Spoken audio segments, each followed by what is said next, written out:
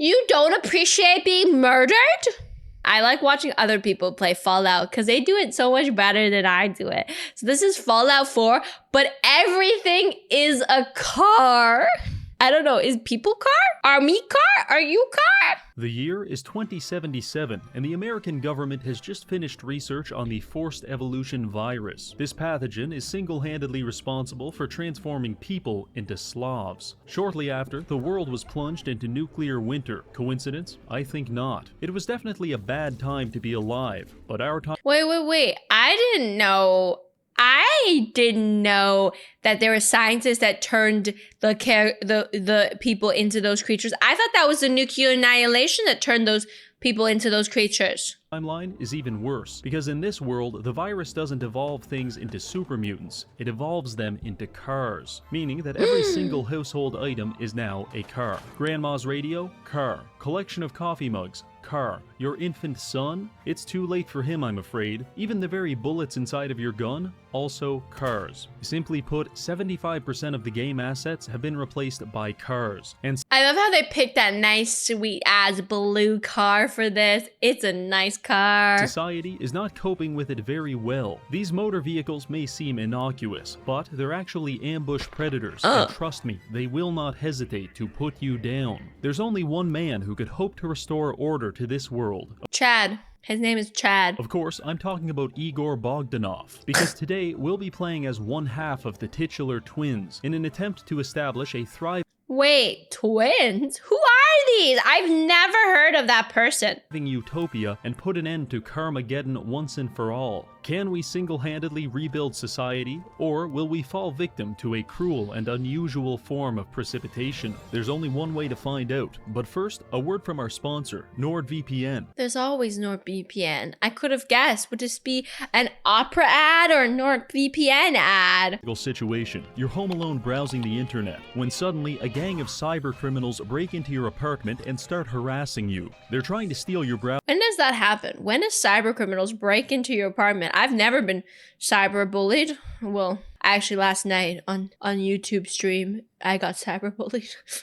Browser history and credit card information, and you're powerless to stop them. However, all of this could have been avoided with NordVPN, because Nord will protect your data and never let the cyber criminals find you in the first place. In fact, all it takes is one click of a button and you can change your location to anywhere in the world, allowing you to access hundreds of But that doesn't work anymore. Oh, this video is old. Sorry guys, this video is old. Because like, I can't watch Dutch Netflix anymore, so... region-locked TV shows and movies. Nord has also introduced some additional features, such as their kill switch. When using other VPNs, there's a risk that you could momentarily lose connection to their servers and compromise your data, but not with Nord. Simply enable the kill switch, and if you lose connection at any point, Nord will temporarily disable your browser, thus ensuring your safety and anonymity.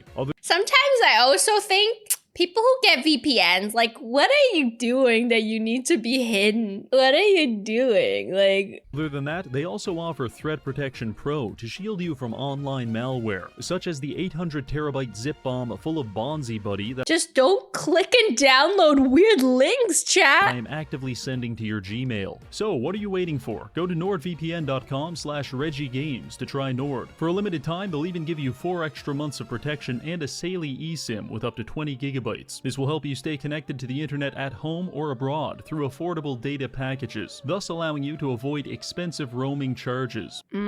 Trust me, it's a small price to pay for your personal safety. Thank you, NordVPN. Now back to the video. The nightmare begins in the character creation screen, because as I'm carefully sculpting myself to look like my body has received a face transplant that it is violently rejecting, I can already hear a symphony of collision sounds. The cars are approaching! The cars are approaching! Emanating from the hallway. Upon further inspection, I open the closet to find 3 mid-sized sedans vibrating violently. Oh my God. Everything is normal. I have a wife, child, and a robot who I have— I'm surprised the whole house is not a car, to be honest. You know, that's me. I have appointed to raise my son, because I am an emotionally distant father with no sense of empathy. Then, suddenly, a broadcast comes on the TV. This entire Why is a TV not a car? But I guess the car apocalypse hasn't approached yet. Area is about to be vaporized by nuclear weapons, so obviously I escape out the front door, making sure to lock my wife and child in behind me before sprinting down the street. He abandoned his wife! In the wrong direction. I turn around, dodging and weaving my way through a series of cars as I race toward the fallout shelter. Many good people are left behind. I do not care. And despite Mr. Russell's best efforts, I'm the first one to make it to the elevator. I look behind me to see that my wife and child are trapped on the rear bumper of a Chevy Plymouth. Pay attention to the helicopter landing in the background, because it lands directly on top of a car, crushing it and setting off a chain reaction of explosions which killed the entire neighborhood. I was hoping that was just bad luck, but this pilot is nothing if not consistent. Eventually, I figure out the best approach is to just hide behind this container crate, wait for the cars to explode, then everyone makes their way to the elevator and we're in. Oh my god, because it kept on getting like KO'd and get screened. Oh my god. We're lowered into Vault 111, where, unfortunately, the car virus has already spread. I follow a sex offender to the decontamination pods only to be tricked into cryosleep. I escape the pod 200 years later, where I am immediately greeted by the cold hard steel of a wheel hub assembly. Some things never change. My wife still looks tired, so I decide to let her sleep in. She looks very eepy. That was very nice of him to let her sleep. Like, I would like a good 1,000-year cryo sleep, please. The vault is now overrun with cars, some of which I'm able to sneak past, but most of the time I can't, and I have to punch my way through them until they explode. On more than one occasion, I have broken both of my arms doing this. Luckily, the cars are packed so tightly that detonating one will typically initiate a chain reaction that clears out the entire vault. Cars are dangerous. Good news for us, bad news for the rad roaches. After a few more explosions, I make my way to the exit and ride the elevator up. We finally made it outside, where I bear witness to several cars majestically sailing through the skies.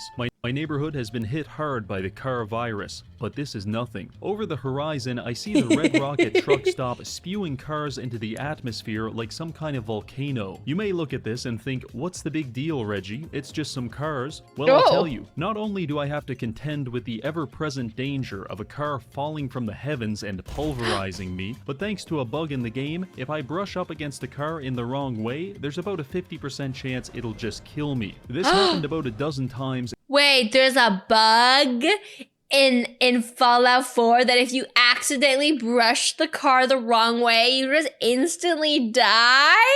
Why does that feel so Bethesda? In the first hour of playing. But if we let our lives be governed by fear, then truly, the terrorists have won. So regardless, it's time to venture forth. We have two goals. One, destroy the Institute, because in Fallout 4, the Institute is The Institute, not the institutions. A flock of flying cars is their natural habitat. Chat, nature's returning. The cars are returning to nature. Responsible for every misfortune, ranging from gangland killings to erectile dysfunction. So I'm just assuming they did the car thing too. And our second goal, rebuild society from the ground up. Our first stop is going to be Concord. If we want to restore order to this world, we're going to need the help of notorious war criminal Preston Garvey, and he's trapped inside this building. I made my way there and began wading through the sea of cars. Oh my god, flooded so many the streets. cars. I was struggling to make progress, because for every car I could climb over, the raiders were shooting out a dozen more. I snuck up on them and began neutralizing them with my own brand of automotive justice. I will admit, car-based combat is pretty awkward, but by far the worst part is when you're in the middle of 100 cars and you hear the sound of exactly one of them catching on fire. Oh, that would be absolutely terrifying. It's like, am I far away? You can try to run, but at that point, it's already too late. That was a hard but valuable lesson to learn, because I realized I could clear out all of the bandits by simply finding a car on the edge of town and lighting it on fire. Smart. The resulting explosions vaporized everything apart from the occasional chunk of flesh. So smart. See, that's what you should do. Just destroy all the cars, and then the people will be collateral damage. Get nuked by the truck gun, yes! Clearly impressed, Preston invited us inside. In hindsight, I do not recommend going inside, because upon entering, you will be greeted by a cacophony of suffering, an orchestra of metal screeching and violent smashing. Honestly, don't even bother trying to navigate it. Also, don't even bother trying to destroy it, because I made that mistake the first time. I lit one of the cars on fire and tried to evacuate the building as they exploded. Instead, I left too soon, and the very second I came back through those doors, the entire building would detonate, killing me instantly. Just to add insult to injury, the game also placed a quick save at this exact moment. Thank you. First of all, what's with this image? What's with the pausing? What's with the pausing? And the soft log. And whoever donated, thank you so much for the dono. That is very sweet. Why? Why is this picture here? You see no issue? You see no issue?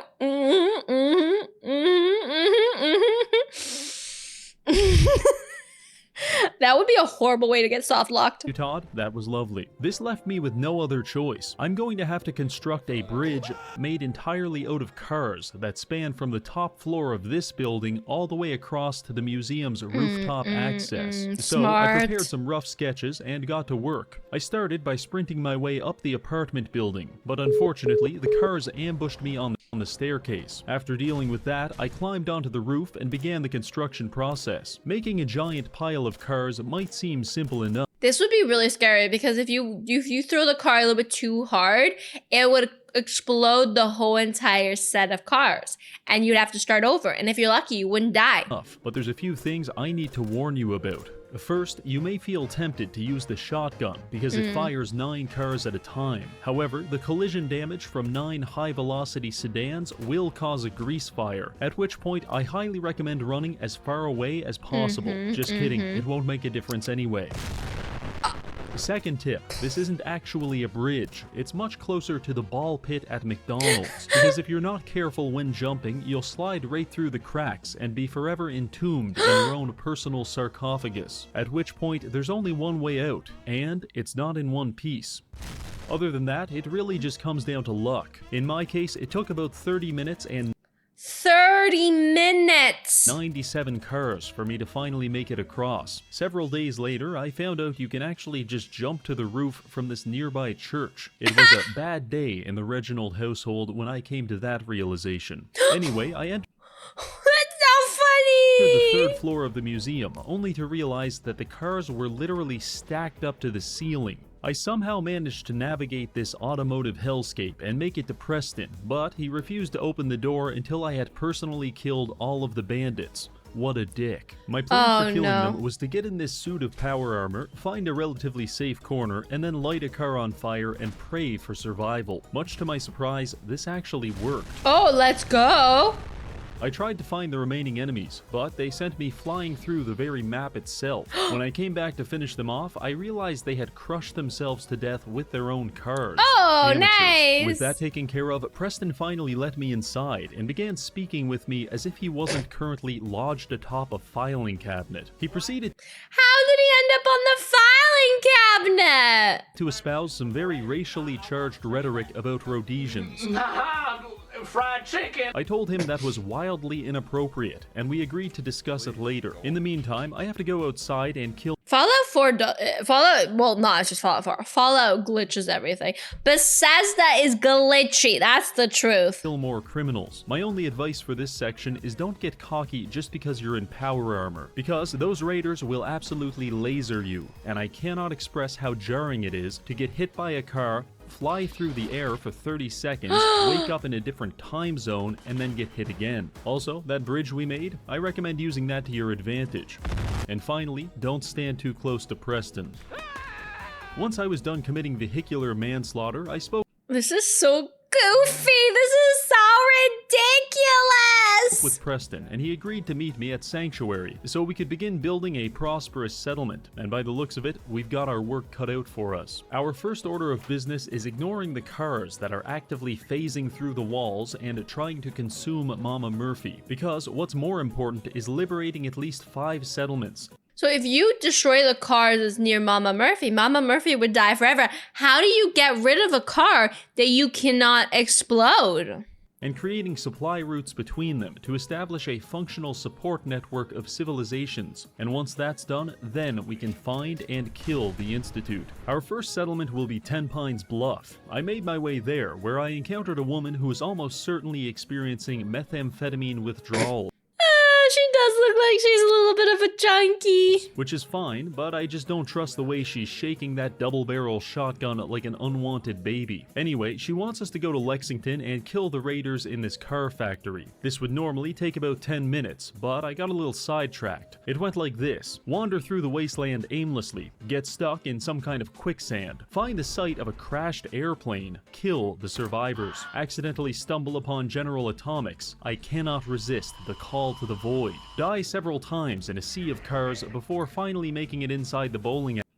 This would be so stressful to get through. Hit a perfect strike and then attempt to commit identity fraud when confronted by a robot. Fail at committing identity fraud. Blow failure. everything up in frustration and go hunting to let off some steam. After that, I made my way to Lexington, where I very narrowly dodged. Do you think the cars one-shot everybody? Or do you think there's like a base damage they do? A projectile car, only to immediately get shot in the back of the head with a Ford Pinto. Ladies and gentlemen, meet the Lexington Welcoming Committee. I do not enjoy their gifts. Fortunately, they blew themselves up shortly after, and I made my way to the target. It's here where I pioneered a new offensive technique. I call it the wick, because you load up your target with about 24 cars and then create a long string of them leading to safety, which you can ignite much like a wick. This allows us to detonate several atomic bombs worth of cars from a safe distance, or so I thought. You see, the explosion of 25 cars sends a lot of shrapnel flying, and if you're not careful, you're going to catch one in the face. I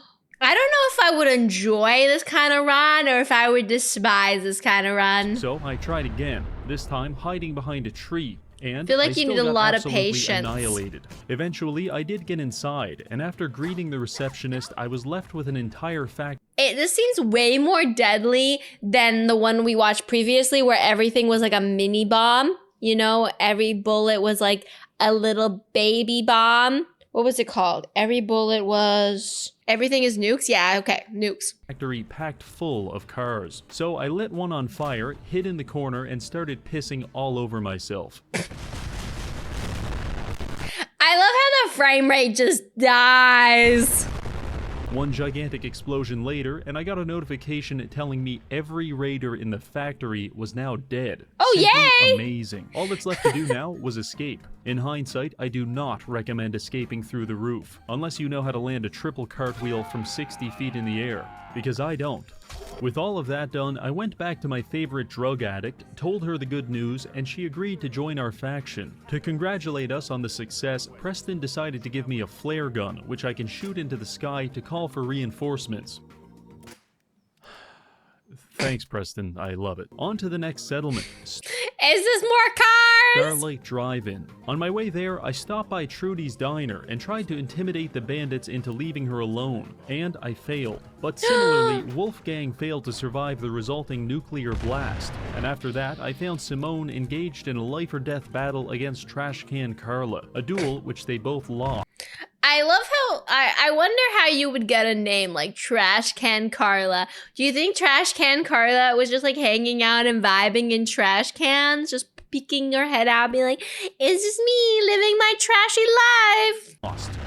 Following this, Trudy sold me some radiation medication for all the plutonium I've been inhaling, and then I was on my way. Clearing the drive-in was simply a matter of filling it with vehicles, beating one of them with a tire iron, and then watching as a dozen mole rats go up in flames. I feel like that's a good strat. That makes 3 settlements in total, with 2 left to go. And next, we're heading to Oberlin Station. On my way there, I was presented with Carla used to date Oscar the Grouch. You can't convince me otherwise. Boop. That's where she got Trash Can Carla, because she was hanging out in a trash can with her ex-boyfriend, doing stuff. Tantalizingly tempting opportunity. A Pulaski What? preservation shelter surrounded... Why was there a thick Spider-Man booty. by yet-to-be-exploded cars. Obviously, I had to put this to the test, and while I was expecting to be turned into a human smoothie, the shelter actually worked. Oh. Following this, I met the leader of Pro strap. Station, who complained about being victimized by a gang of violent criminals operating out of Backstreet Apparel. Don't worry, lady, I'm a fucking psycho. So I made my way to the fens and started fighting through each neighborhood in It's just so random, the thick Spider-Man booty. It was so random. close quarters urban combat. This area is teeming with suicidal super mutants, rabid animals, trigger-happy bandits, and around every corner, What amazes me is he's shooting so many cars. Like, I would just shoot one and see what happens and then follow up with the second car. He's going car. there's a car waiting to rip your face off. For these ailments, Dr. Reginald prescribes live hand grenades. Use these well, and they'll make your life a lot easier, and their life a lot shorter. Just watch out for the mega cars. I spotted one A mega car? What is the mega at the car? end of the street and was drawn to it like some kind of siren. But once I got close, it launched a car at me, at which point I decided it had to die. After that, I made my way into Backstreet Apparel and immediately realized two things. One, it's absolutely stuffed with cars. And two, some maniac lobbed a grenade at me, at which point I left. If I go back in there, I'm not surviving. So I entered through the roof, where I received a notification that the quest had been completed. Jeez. That grenade annihilated everybody in that bunker. I wonder what happened. Briefly exploring the building, I sifted through a medley of human body parts. Some died in their sleep, others hard at work. The only known survivor was a singular teddy bear on the Oh my god, wait, that's so cute. toilet. The mission is complete, but since I was in the area, I thought I'd stop by Diamond City to see how it was coping with the whole carpocalypse thing. I approached Piper, but felt extremely uneasy about the car dangling over her head. Suspicions were confirmed when it smashed my skull into a million pieces. After respawning, I can confirm that this car, in specific, is an absolute bastard. When I did eventually get inside, things weren't looking so good. Ugh, those cars look like they're ready to kill somebody. And you can't just explode those cars, because otherwise you're going to kill all the merchants here, and that's not good. You got an azalea. Let's go. Teddy was having his best life on that toilet, honestly. He was living the best Teddy life you could live. The cars were blocking access to several homes and storefronts, and at least a dozen people appeared to be homeless as a result. Also, within minutes of being here, I witnessed a man pull a gun on his own brother before security guards blew his head off with a car. This place has gone to hell. So I promptly left, only to be crushed by automotive precipitation within seconds of leaving. But it's Also, why is he naked? not all bad, because while I was there, I pawned my wedding ring to a Spanish man in exchange for a long-range scope on my rifle and a silencer for my pistol. Now my enemies will never know what hit them. With that, I decided to head back to Preston for our final mission, and my transit was accelerated substantially when I made the mistake of jumping on this pile of cars and getting launched into a ditch 300 feet away. Following this, I spoke with Preston, and he assigned me to help Nordhagen Beach. On my way there, I encountered several things. One of them, a junkyard full of cars that I can't blow up. Oh, nice. Non-blow-upable cars. Terrifying. For some reason, I felt a deep personal need to conquer this area in specific, so I tried. This was a mistake, because I spent the next 30 minutes dying, being lit on fire, or my personal favorite, being chased through the woods by a suicide bomber, accidentally blinding myself, and then getting attacked by a black bear that I can't even see. Suicide bombers, black bears. No! After much suffering, I did manage to clear out 99% of the junkyard. The only survivor was a singular super mutant wielding a wooden 2x4. I used this as an opportunity to bully him extensively, until I got bored, lodged him in some construction equipment, and meleeed his foot until he died. Abusing him in this way channeled some feeling similar to melting an ant with a magnifying glass, and personally, I liked it a lot. Did anybody here in chat ever melt an ant with a magnifying glass? After this, I came across a robot racetrack where these bandits are betting money on which robot is going to win. Very exciting. Why would I hurt a poor little ant? I just step on them like normal people. Possibly more exciting is that I snuck upstairs, hacked into this computer, and found out there's a button to detonate all of the contestants. The level of free will that I didn't have in this moment was possibly akin to demonic possession, because I could not Sorry, my bladder is just like, I gotta go now or never, bitch. Now or your kidneys are gonna die. I drank a lot of liquids. Magnifying glasses are scary. Don't be killing ants, chat. I feel like that's serial killer moves. You know, little serial killers, they start off by burning ants, then they kill wild animals, and next they kill humans. Because isn't that how Daxter went? In Daxter, he used to kill animals. I guarantee he used to burn ants with magnifying glass. not stop myself from pressing that button. The bandits did not appreciate this. How do I know that? Well, there's only so many ways to You don't appreciate being murdered? interpret being lit on fire, shot with an automatic rifle, and drown in the ocean. So, How dare you steal my hair? I'm so shiny. yeah, I took that as my cue to leave. So I proceed to the beach, where this woman tells me about feral ghouls stealing and eating her children.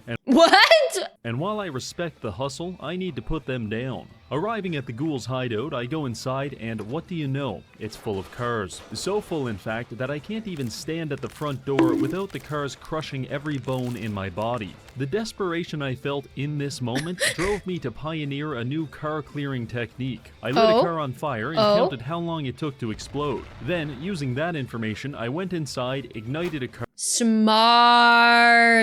and perfectly timed my exit just as the whole building went nuclear. After that, I took a few deep breaths and went back in. It worked like a charm. In fact, Sexy, yes! The calculations of the explosion!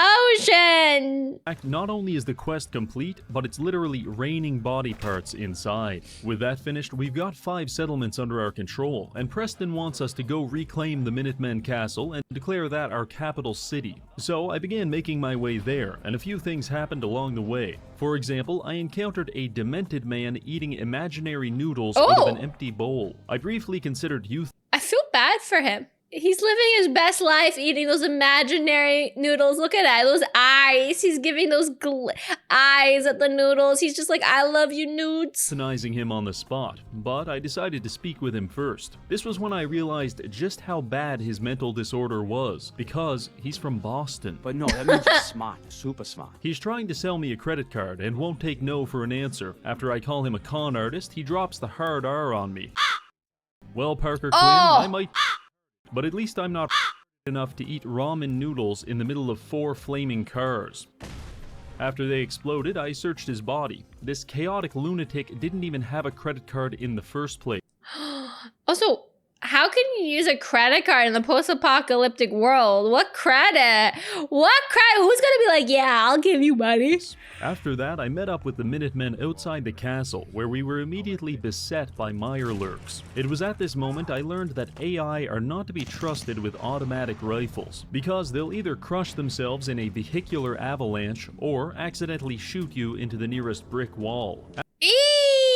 After dispatching the crabs, our assault on the castle began, and I spent the next 10 minutes running around killing Mirelurks and dodging drunk drivers in my underwear, which was great, but my teammates were quickly saturating the entire castle with cars, meaning that every 30 seconds my screen would turn black and I'd have a 50% chance of dying, and that chance increased exponentially when the Queen Mirelurk decided to show up. She was spitting acid and generally giving off bad vibes. It's such bad vibes. Look at those vibes. They're not immaculate. They're bad. So me and the boys started lighting her up, and just as I was about to throw a grenade and turn this whole place into a fish market, a soft-shell crab punched me 40 feet into the ocean. This knocked me out and left me drifting through a sea of aqueous feces, but eventually I came to my senses, tossed a frag, and it was all over. To celebrate, Preston decided to give the world's most poorly timed speech next to a few flaming cars. In case you're wondering, there were no survivors. After that, I spoke with a dirt-encrusted woman who appears to have spent the last 8 months face down in the mud. And instead of asking us for a shower, she wants to go into the Minutemen tunnels, fight our way to the armory, and build an artillery emplacement. She's ready to fight. She's ready to fight. Who needs a shower when you could fight? So we did. Long story short, I found a decapitated alcoholic, stole his clothes, killed an angry robot, and built this. Very nice. After that, Ronnie gave us some smoke grenades and told us to call in an artillery strike with them. I gave it my best shot, only to find out that even the smoke grenades are cars. No. In this moment, a wave of existential dread washed over me as I realized I'm basically King Midas, but for cars instead of gold. Regardless, we've got 6. Oh my god! Who made this mod? Like, where did this mod come from? 6 settlements, and we're doing pretty good for ourselves. Now I know you're thinking, so what, Reggie? You've got a handful of impoverished shanty towns paying you protection money. You're basically a slumlord. To that, I say yes, and we're going to need to take it even further. Because I have a grand vision for how I want to reshape society, and it's going to require more than a little fascist dictatorship. So let's get to work. The first thing the wasteland's going to need is clean drinking water. I mean, clean drinking water is essential in any post-apocalyptic world. So I converted Nordhagen Beach into an industrial desalination plant. With this, we can produce dozens of purified water every day and sell it to the Commonwealth for... Sell it, make them money, capitalize off of the water supply. Be the dictator you always wish you could be. Exorbitantly high prices. Also, this is completely autonomous, which means I have no financial incentive to provide any quality of life to the 2 settlers which I have trapped inside. From here, I went to 10 Pines Bluff and established a carrot farming operation. You may notice I encased the entire settlement in a thick layer of concrete. Why? That's for added protection, and also because I don't believe in photosynthesis. Oberlin Station. He doesn't believe in photosynthesis. He doesn't believe in photosynthesis? I mean, to be honest, it's unbelievable. It's very unbelievable. I like to think I'm a positive, negative person. I'm an oxymoron.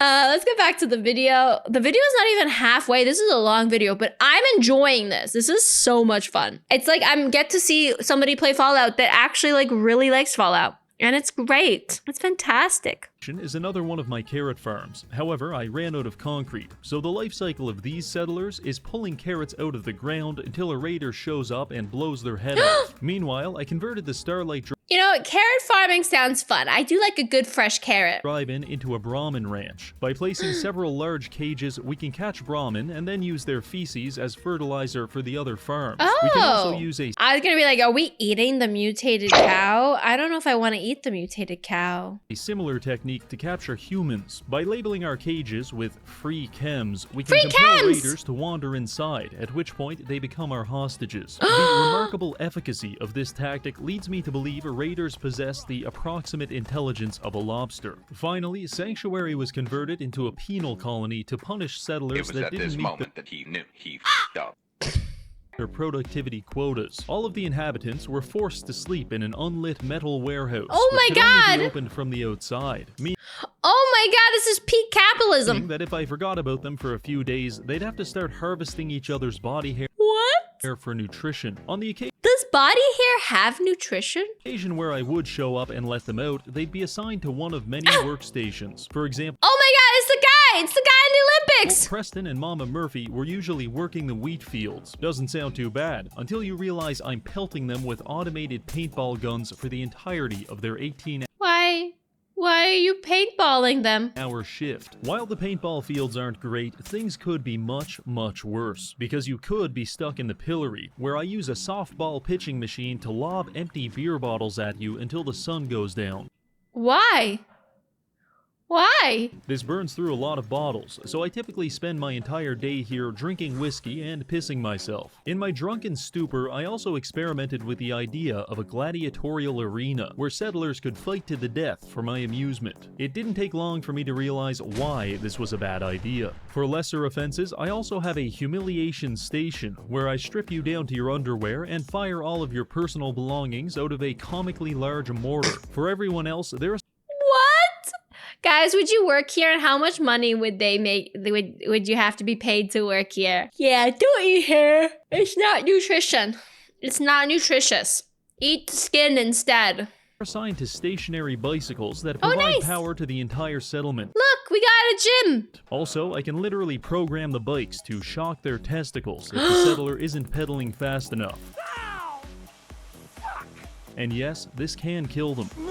Honestly, this is the beating heart of my I love how he's just like planking on the bike with his dead body. whole faction, and I shouldn't even call it a penal colony, because they're free to leave whenever they want. They just have to make it past the gauntlet, a series of rotary blades that will not hesitate to put you down. You see, here in my factories, the worker does not own the product of their labor. In fact, they're not even entitled to the sweat of their brow, because that belongs to the desalination plant. Instead, they are afforded the privilege of living in a car-free society, and I think that makes it all worth it. Now, you may be wondering why I chose to farm these things specifically. Human suffering!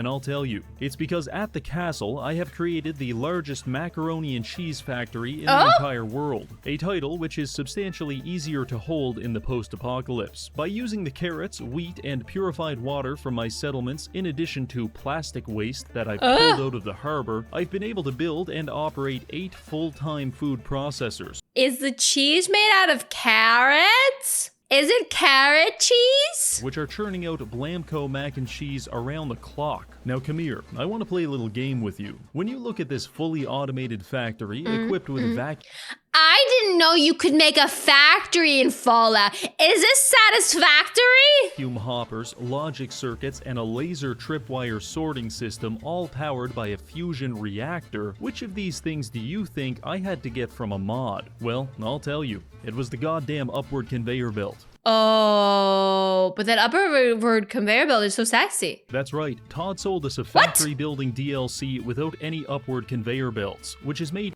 Wait, there was a factory DLC? I think I have an obsession with conveyor belts. even worse by the fact that he did give us downward conveyor belts. 16 times the detail. He 16 times the detail.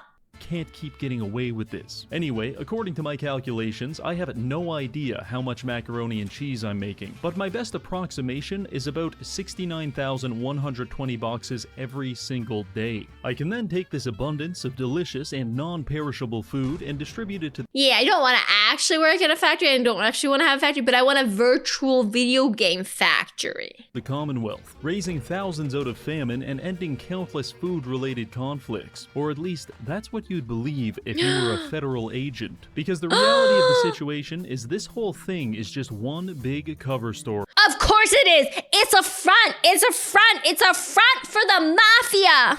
And he's the leader. In fact, deep within these tunnels is an insane man cooking methamphetamine in his underwear. It's me. I'm the insane man. Yes, It's a meth front. It's Breaking Bad. indeed. I'm making 69,000 boxes of macaroni every day just to conceal my real operation, which is the manufacture and distribution of a highly addictive narcotic called Jet. You see, the fertilizer isn't actually for the farms. Simply put, Jet is an amphetamine derived from Brahmin feces, and with almost 20 Brahmin at my settlements, I'm able to pump out dozens of it every single day. I'm selling it to everyone, even children. This little bastard Oh my god, he's creating addicts. So many little addicts. can't get enough of the stuff. Oh, and all those bandits we've been killing, they were just rival dealers. Simply put, we've got a monopoly on this whole thing. But I'll be honest, running a drug den within a macaroni factory does get a little complicated, and I'd be lying if I said there wasn't the occasional slip-up. Ooh, this Pasta. got me wired. The pasta. The fuck are they putting in this shit? But listen, this little secret stays between you and me, because while I Who's this video from? It's from Raji. That's what it's called, Raji. I could be making millions selling pasta and purified water to the masses, I actively prefer making thousands by creating the next He'd rather be poor being a drug cartel than be rich being a mac and cheese and clean water cartel. crack epidemic. So, with all of that out of the way, I think it's clear that we've rebuilt a functional and prosperous car-free society, and I, for one, am filled with confidence when I consider our prospects for the future. The only thing left to do now is to destroy the source of the cars, which is the Institute. It's going to be a lot of work, so let's try to get through this as quickly as possible. The Institute must burn. We are gonna burn the Institute. At the start of the game, I allowed the Institute to steal my son Sean, because now I've got a man on the inside. All I need to do is find him. I went back to Diamond City He let them steal Sean. Sure, that's how it works. to hire a private detective named Nick, but he himself is also missing. His secretary asks us to find him, so obviously I extort her for money. I do have 125 caps. More money. Fine. We'll make it 100. Even more money. More money! Isn't he running a very successful drug cartel and mac and cheese and water cartel? Like, I don't think he needs more money from this poor little lady. Okay, you win. 200 caps is all I have. Okay, that'll do. Let's go get him. From here, I very carefully exited Diamond City. I hate it here. I hate it here. And began my search, during which I stumbled into a building called the Combat Zone. I know the name sounds bad, but the house rules clearly state no combat outside the cage. Oh. So I assumed I would be safe. This assumption was very quickly proven wrong when I was shot into a door and beaten with pool cues. However, karma comes quickly for rule breakers, and the entire building exploded shortly after. I got up, made my way into the cage, spoke with a burn victim, not sure if he looked Oof. He's seen better days, guys. Oof. No nose. I realized that humans don't look good without noses. Like, oof. Oof. like that before the explosion, and then he gifted me an indentured servant named Kate. I know that sounds like a good deal, but she's a violent Irish drug addict who will sexually harass you at every opportunity. I took Kate to a nearby lake with the intention of drowning her, but instead I stumbled upon a sea monster named Swan. He's submerged underwater, and if you disturb him, he will beat you to death with What is that? anchor. So instead, I began carefully and deliberately distributing cars all over the area. After about 30, I heard him wake up, so I tossed a grenade and ran away with all 7 of my frames. After my screen cleared up, I found that his headless corpse had been launched over 100 feet into 100 feet? What is that a claw? nearby alley. This allowed me to pick up the furious power fist from his body. This bad boy can destroy cars in 3 hits. This is a big power spike for us. Anyway, Ooh, how many hits was it taking before? after that, we descended upon the subway, which led us to Vault 114, where Nick was being held by raiders. These criminals think they're safe just because they're living inside of a vault. But what they don't know is that I'm currently addicted to every chemical substance in the game, and I've perfectly timed my withdrawal symptoms to hit at the same time. And when that happens, I'm going to kill everyone. Oh my god! Honestly, I don't know how my PC would handle this either. All these explosions! There is a temptation to feel guilty about the fact that 95% of my victims can't even be identified through dental records, but they should have thought about that before being born. They should have. They should have thought about it. They should have been like deciding whether they were going to be born in utero and be like, do I really want to be born to just die by explosion by Reggie? No. And then just decide to die in the womb. After the killing spree, we found Nick and began our escape, but our progress came to a grinding halt when Nick became hyper-fixated on this specific laundry room. He just stood there for hours, and nothing I could do could get him to leave. Eventually, I realized I could move him around by punching him in the face, and so began the hour-long journey of punching Nick all the way to the objective. Why would Nick be? Oh my god, the bugs, the glitches. But you've got to be careful, because even though he has about 150 concussions by this point, he will not hesitate to jump up and start running back to the washing machine if you let him. So stay vigilant and keep swinging. Eventually, I got him to the objective, and we were just about to escape when we were confronted by Skinny Malone and his thugs. Fortunately, No, not Skinny Malone! I was able to weaponize my status as a terminally online man to red pill Skinny into believing that his girlfriend was just using him for his money. This revelation made him feel so dejected that he didn't even want to fight us. The one condition is that we only have 10 seconds to leave. But Nick is currently fighting and losing a battle against a 1955 Nick's gonna die. Lincoln, Indianapolis, so he couldn't escape and they got pissed. I really wish every social interaction didn't have to end like this, but here we are. After this, we met Nick at his office to discuss our plans Somehow Nick survived! to find my son and destroy the Institute. He tells me to take a seat and get comfortable, so I remove all of my clothes. We identify the man that took Sean as Kellogg Wait, he was not wearing clothes already. He was already naked. and decide to break into his house and look for clues. The only issue, it was booby-trapped. Yeah, whole thing full of cars. I wanted Of to experiment course. to see if I I mean, this is not a everything is cars mod without everything being cars. Were you really surprised that the room was full of cars? was high enough level to survive the Whoa. explosion. So I wiggled my way upstairs, drank an entire bottle 40 of vodka. bucks to whoever can draw Camellia_VT smashing critters with her iconic gorilla-like hands. Iconic gorilla-like hands?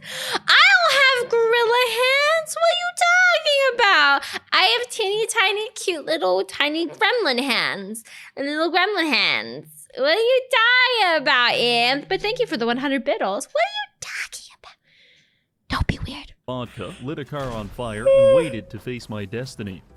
Destiny hurt a lot, but I survived by jamming adrenaline survived! syringes into my chest and plugging Just keep healing. Just keep healing. Just keep healing. my wounds with leftover food. Nick and Kate were also completely fine. With the Nick's cars fine. now cleared out, we were able to find Kellogg's gooning chamber, which had no shortage of genetic material. Genetic material which we then used to track him down with the I'm traumatized. That room traumatized me, chat. I think we need to go to group therapy together, chat. help of a dog. I'm not exaggerating when I say that I probably died 50 times during this part. And I don't know why. Things just kept exploding. Eventually, I was even able to predict my deaths down to the second. 3, Ooh. 2, 1. Much like Chinese water torture, this form of suffering was terrible in its simplicity and irresistible in its truth. After much hyperventilating, I made it to Fort Hagen, where Kellogg was hiding out. I entered through the roof, got pinned in the corner, and then had to endure the entire building exploding for the next 25 seconds. By some divine miracle, I survived this ordeal and killed See, the trick is if you just heal faster than the bombs kill you, you're fine. You're Gucci. You're good. my way to Kellogg. When I met him, I delivered a pretty sweet one-liner and then got put down like a dog. For my second attempt, I just jumped straight to filling the entire room with cars and blowing it up. I have yet to find That is like so far the best shot in this game. Just fill the room with cars, explode the cars, run away, wait for the cars to do its thing, and come back and all your enemies are gone. a more effective combat technique than this. After this, it was back to Nick's to discuss what happened. Kellogg didn't give us any information on account of the incident, but Nick tells me The incident, you know, we didn't do anything. Allegedly, he died via car accident. Allegedly. there's a voodoo shaman that can read people's Hey, it's Fauna! Right behind me. Ah. minds, which is convenient because I just so happened to scoop up a fistful of Kellogg's brain matter back at Fort Hagen. So we make our way to Good Neighbor to meet the doctor. Within 60 seconds of arriving, a man extorts me for protection money and is immediately stabbed to death. Looks like someone wasn't paying their protection fees. That would be such a terrible way to go. Being stabbed to death In the gut. It would take you a while to die, too. After that, I head to the memory den, where I am victimized by a car half a dozen times. I cannot properly express the anxiety I now experience when entering buildings. But if you can imagine that behind every door, cabinet, and cupboard in your house, a car is waiting to kill you, then you are approximating the surrealist hell that is my reality. There's just cars everywhere. Anywhere you go, you open up a door and there's a car ready to murk you. Eventually, I made it past the cars and met Dr. Amelia, who offers to put me inside of Kellogg's memories to try and find the location of the institute. There was an anime girl in the brain. Is that how everybody's brain is? Just one crazy anime girl in there? So I agree, and dear God, there's cars even in the memories. I spend some time rooting through Kellogg's psyche, where I learned that he's so Wait. You can go into people's memories in this game? What is Fallout? What? violent because his father didn't breastfeed him enough as a child. I also learned that there's an escaped scientist from the Institute, and if I find him, he can tell us how to get in. His name is Virgil, and he's hiding out in a sea of radioactivity. So I very carefully navigated my way to the nearest clothing store, making sure to die several times in the process, after which I bought myself a hazmat suit. This should mitigate the radiation from the glowing sea. On our way there, I observed the arrival of the Brotherhood of Steel. They've got all kinds of helicopters flying around, but they're not coping very well with the local anti-air defense. They really cannot handle those cars. Those cars are wrecking those helicopters. Anyway, I arrived at the glowing sea and equipped my suit, giving me near 100% radiation immunity. Kate, on the other hand, well, she's pushing the theory of radiation hormesis to its upper limits. Kate doesn't need anything. She's protected by her pure, stubborn Irish blood. Honestly, once you get past the prostate cancer, the glowing sea isn't too bad. I fought a few things. A little bit of prostate cancer never hurt anyone. Realized the utility of a double-barrel shotgun, and then absolutely humiliated this deathclaw. Proceeding a little further led us to the Children of Adam. They're basically a cult that worships radioactivity, but despite all of their brain tumors, they were actually quite helpful. They told me that Virgil is holed up in a cave down the road. To reward them for their cooperation, I decided to release the radioactivity trapped inside of these cars by blowing up their entire Now they can be with their overlords. settlement. I know, it's a thoughtful gift. This detonation left only Brother Ward and Brother Foster to repopulate the entire settlement, and Foster doesn't seem to be handling the news well. I make my way to Virgil's edging cave, where I find him so backed up that he's literally changing colors. He agrees. Why does he have this little scarf? He looks kind of like a hipster. The fact that the game engine can handle all these cars that crash is almost kind of impressive. To be honest, there's not that many cars so far. Like when we watched the Doug, every chat spawns everything and how quickly Skyrim would crash.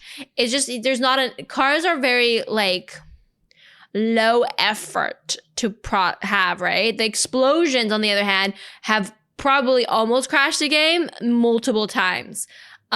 And maybe even crashed the game and Reggie just didn't put it in the video. It's just a static item, right? Static items don't tend to be too taxing.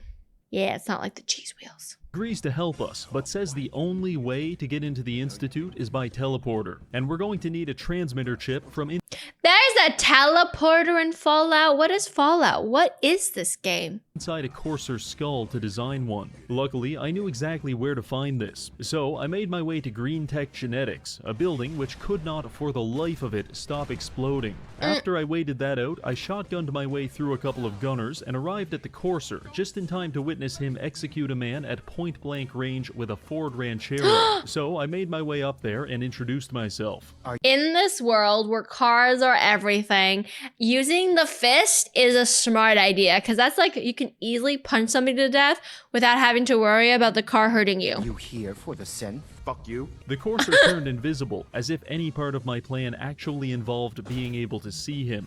14 car explosions later, I had his brain in my hand.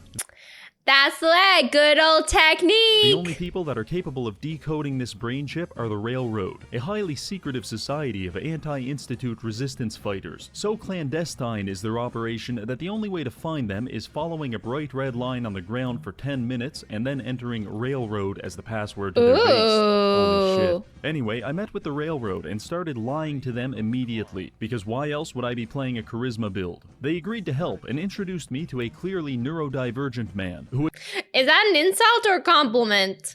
attempted to decode the chip by endlessly typing the same 4 letters on his keyboard as I phased in and out of consciousness due to my acute radiation poisoning. Stunningly, this worked, and we now have all the information needed to design a teleporter. For some reason, I trusted Virgil to do this, despite him being a biologist and not an engineer. Wow. We're trusting the biologist to make a teleporter? Where's the engineer? I don't know if you're aware, but that's like hiring a plumber to do your heart surgery. Anyway, in the spirit of making bad decisions, I took Virgil's teleporter schematics to Sturgis to build it, despite the fact that I have personally witnessed him hammering a wall with no nails for over an hour. If that wasn't bad enough, he came back and told me we could build this space-age teleporter using the random garbage lying around our slums. So I did, but I have never felt less confident. This teleporter looks so scary. It looks like a teleporter like the one in the Prestige, where it's not technically a teleporter. It technically just copies you and kills you. So then you're just a copy of your former self. Confident about something in my entire life. Regardless, he flipped the switch and teleported me into the Institute, where I then took the world's slowest elevator downstairs to find my son Sean, who Sean is so young. For some reason, I was expecting Sean to be much older. Sean's still a baby. This is what a teleporter does? No. Teleporter should not be cloning you. It should be sending the already existing body. Also, did you guys see The Prestige? Such a good movie. So good. One of my favorite movies of all time. It's just so chef's kiss. The big reveal at the end. So good. who, for some reason, is scared of the naked man smelling of vodka with a bloody power fist, because he's claiming that I'm not his father. Shortly after, You're not my papa! Watch it. a character named Father enters the room and introduces Sean as his son. How fudging dare you? That is my bio child. Prove it. Show me the genetic testing that you have done to prove that Sean is your child. Stop lying. And the product of my semen is my son. Sean. Long story short, Father is my son, and Sean isn't even human. In fact, he's a Redditor. My father's son then spends his next 20 lines of dialogue trying to convince me on the merits of dating femboys. Please try and keep an open mind. I'm too medicated, too eepy, too funny. This is insane. Right, wrong, irrelevant. It really Irrelevant. is humanity's best hope for the future. Maybe. I don't know. I've been a part of something amazing here. And now, after all these years, you have an opportunity to help with that. It was all very confusing, and I'm pretty sure they're just trying to distract me from the whole car thing. And honestly, anyway, I checked my notes, and according to the quest map, it is at this point in the game where we need to become hostile with the Institute. It doesn't really specify what that means, We just gotta be so I hostile. took it in a pretty extreme direction. After beating my son to death, I made my way to the atrium. Wait a minute. Is Father Sean and Sean is Father's child? Is Sean the child in the cage my grandbaby? A large open area just waiting to be filled with cars and exploded. So I did exactly that at the cost of my own frame rate. And to the best of my knowledge, there were no survivors. I also stopped by the weapons lab to try and destroy their research and development team, but it looks like they've got that covered themselves. Yeah, they're killing themselves already. And with that, I decided to leave. It's raining men. Hallelujah. It's raining men. Amen. only to be confronted by a small army of synths at the exit. I wasn't sure exactly what they wanted, so I decided to err on the side of caution and just start blasting. It appears that our declaration of war was received loud and clear. So you don't think Father is Sean then? Interesting. I wonder if there's like some conspiracy theories on the Reddit about the Fallout's real story. Because after teleporting back to safety, I was informed that the Macaroni Castle was being besieged by Institute forces. No! Our Glamco mac and cheese must not fall into their hands. So I hustled over there and prepared the defenses. It wasn't long before the battle was underway, and within 30 seconds, a giant car pile had already formed and ignited near the front of the base, the detonation of which killed almost all of my employees. After that, not the employees! it was just a hellish experience, with cars flying in every conceivable direction, accompanied by a near-endless symphony of explosions and metal sound effects. My only tip for this is to avoid using VATS, because it will inevitably betray you. At one point, I made my way outside to lay a minefield and clear some synths, but Kate came around the corner and surprised me, so I accidentally launched her into low Earth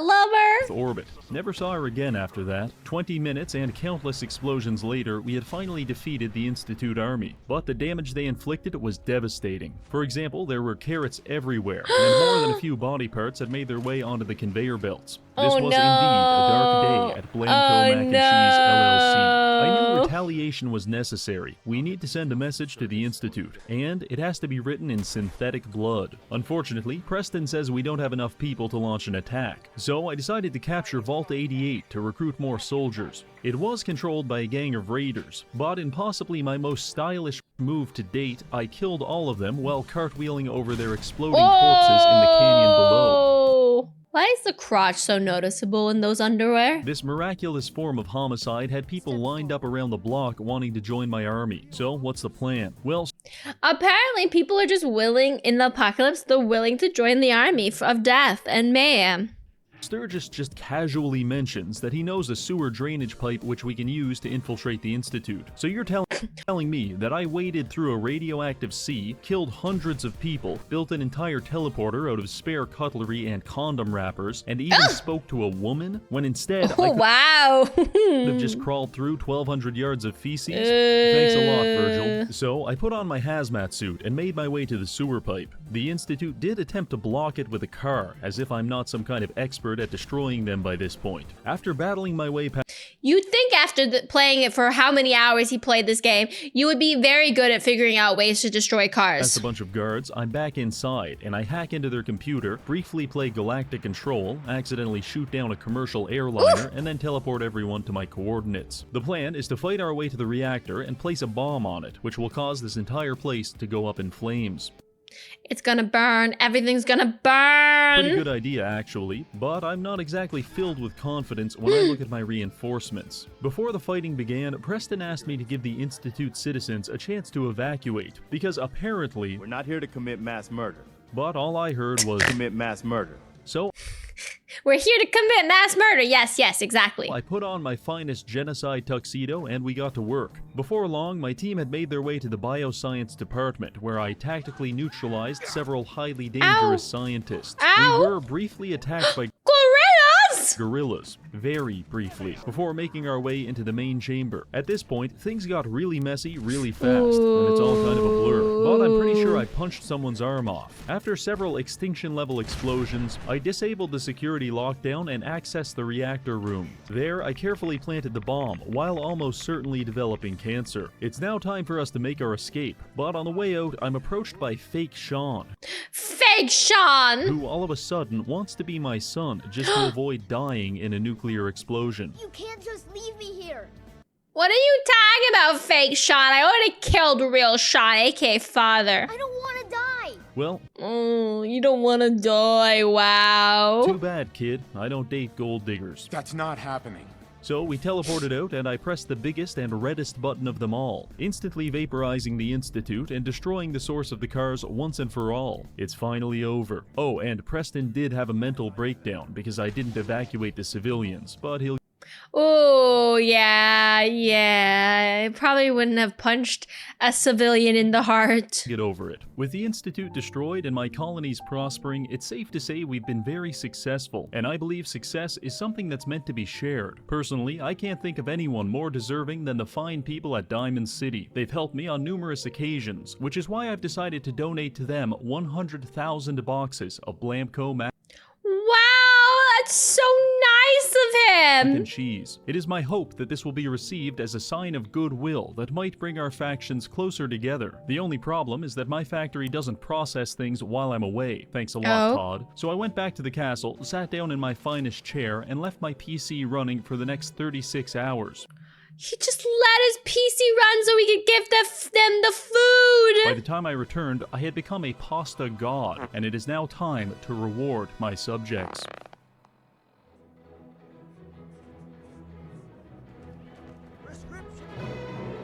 He's pooping mac and cheese.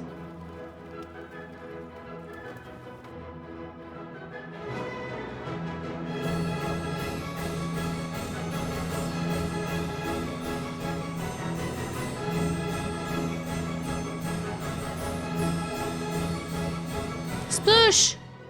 Well, there it is, 100,000 boxes of Blamco mac and cheese enveloping Diamond City like a warm blanket. However, there were no celebrations, no fireworks, and the city was not undergoing the massive cultural and scientific renaissance that I was expecting. And I didn't understand why. It's perfectly good food, but upon closer inspection, it became obvious. All of this pasta is uncooked. No wonder they're not eating it. So what we need is heat. The Oh no, oh no, oh no, oh no. byproduct of an exothermic reaction. An exothermic reaction, such as a car exploding. Fret not, Diamond City, I've got just what you're looking for. Gentlemen, it's time to cook.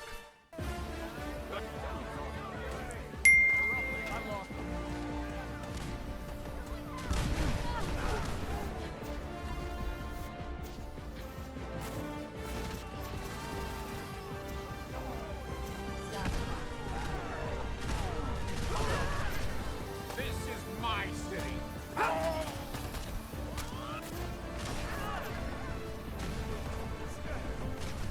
Well, that does it for this video. We've saved the world from an automotive apocalypse and ushered in an era of abundance and tranquility. Thank you to this month's patrons for supporting the channel, and finally, thank you for watching.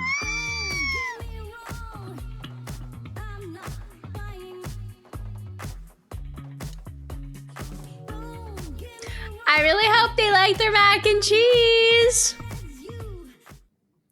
And mac and cheese, I hope they really enjoy the mac and the cheesing. Because who wouldn't enjoy so much mac and cheese already pre-cooked for us and everything?